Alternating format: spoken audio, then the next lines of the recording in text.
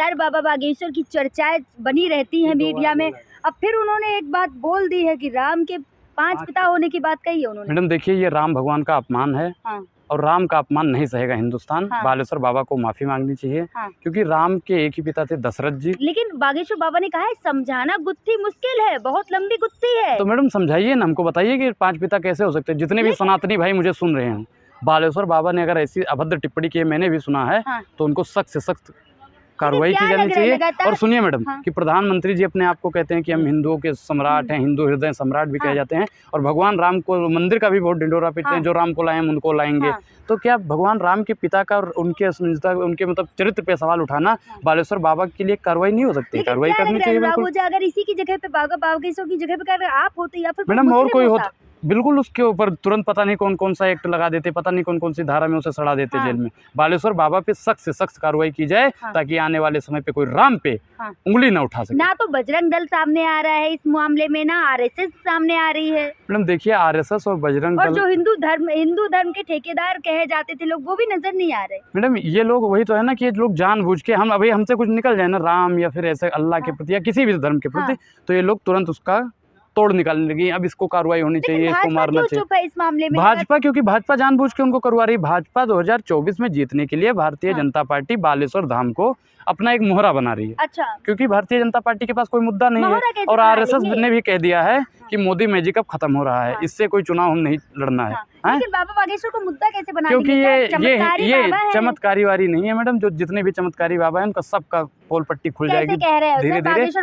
बाबा ने कहा कि हिंदू राष्ट्र बनाएंगे, भारतीय जनता पार्टी उसको समर्थन करिए कि 24 में अगर जीतना है तो बाबा को खुली छूट दे दो। जितनी भी मीडिया है मैडम शांत रहिए, जितनी भी मीडिया है कोई महंगाई पे बाबा से सवाल नहीं पूछ रहा है। बाबा में अगर शक्ति है तो महंगाई खत्म कर दे। बाबा में अगर शक्ति है तो जितने भी बेरोजगार युवा हैं सबको रोजगार दे दे। मैडम इतना तो मजनू भी नहीं पिटा होगा, इतना तो मजनू भी नहीं पिटा होगा लैला के प्यार में, जितना बेरोजगार युवा पिट गया है साहब की सरकार में। बताइए कि बेरोजगारी दूर करनी चाहिए। इतने चमत्कारी है, ट्रेन हादसा पहले से पता था। मैडम बाबा वो मैडम कोई चमत्कार नहीं है बाबा के पास। जब कोई घटना घट जाती है तो कहते हैं कि हमको ये मालूम था, हम ही जानते थे ये होने वाला है। अब हम बता दें कि आप 2 दिन बाद गाँव जाने वाले हो, हम भी 2-4 दिन बाद गाँव जाने वाले हैं। अब आज बोल दिए हैं तो 2-4 आदमी ट्वीट कर देंगे कि अनुराग ओझा 15 तारीख के बाद गाँव जा रहा है, तो आप कह दो कि वो लोग चमत्कारी हैं। तो हमने बता दिया है ना। देखिए बाबा चमत्कारी है, अर्जी लगाएंगे तभी बताएंगे, बिना अर्जी के कुछ नहीं बताएंगे। मैडम देखिए कि देश में अगर कोई आर्थिक संकट आ रहा है या कोई संकट आ रहा है तो बाबा का फर्ज बनता है कि अर्जी लगे या ना लगे। अर्जी लगानी पड़ेगी मैडम, ये अर्जी कोई वो थोड़ी है।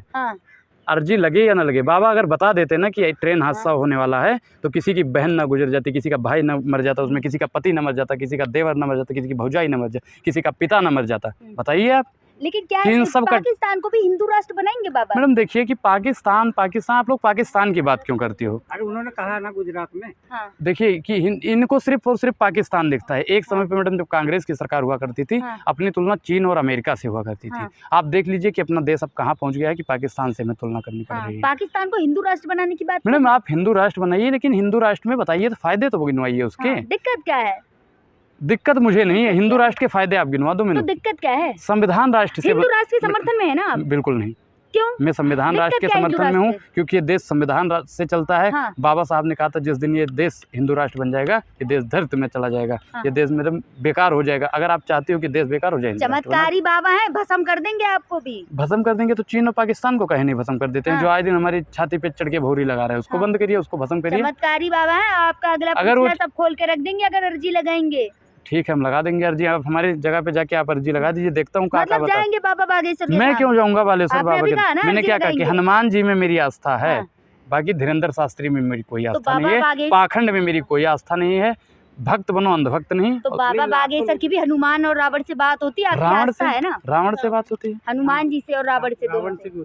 रावण से क्या बातचीत होती है? उन्होंने खुद कहा। मैडम देखिए कि जो मतलब राम को मानने वाले हैं या वो रावण को मानने वाले, पहले बाबा को ये तय करना चाहिए। रावण से उनकी क्या बातचीत होती है कि जाके मतलब महंगाई बेरोजगारी पे बात मत करो। रावण भी है तो अपना धूर्त रहता था, जैसे रावण मस्त रहता था। भाजपा के सारे नेता उनके चरणों में है, चरण स्पष्ट कर रहे, गाड़ी चला रहे और आप बात। मनोज तिवारी गाड़ी चला रहा था, चालान भी तो कट गया था उनका, सीट बेल्ट नहीं लगाए थे। अब बालेश्वर बाबा इतने चमत्कारी से तो बता देना चाहिए कि हाँ आगे ट्रैफिक पुलिस वाला है तो आप लोग वो सीट बेल्ट लगा लो, नहीं तो चालान कट जाएगा। अब आप कह रहे हो कि अर्जी नहीं लगाई थी, गजब महाराज गजब। आप क्या चाहते हो? बालेश्वर बाबा को जेल में डाल दे? बिल्कुल डालना चाहिए। अभी पप्पू यादव ने तो कहा है कि ऐसे बाबा को तो कुआं में ढकेल देना चाहिए। मतलब बागेश्वर बाबा को कुएं में ढकेलेंगे। पप्पू यादव ने कहा है। हाँ। पप्पू यादव ने तो मैडम कहा है, मैं तो दिखा दूंगा प्रत्यक्षम किम प्रमाणम। हाँ। पप्पू यादव जी ने गलत बोलोगे, आप भी थोड़ी ना बोलोगे। वो गलत क्या है आप बताइए कि 300 के आसपास लोग मर गए, हाँ बाबा ने बताया नहीं। हाँ मनोज तिवारी के साथ में, एक सांसद के साथ में बालेश्वर बाबा बैठे थे, उनका चालान कट गया, कोई भविष्यवाणी नहीं, जेल हो जाए, बिल्कुल होनी चाहिए।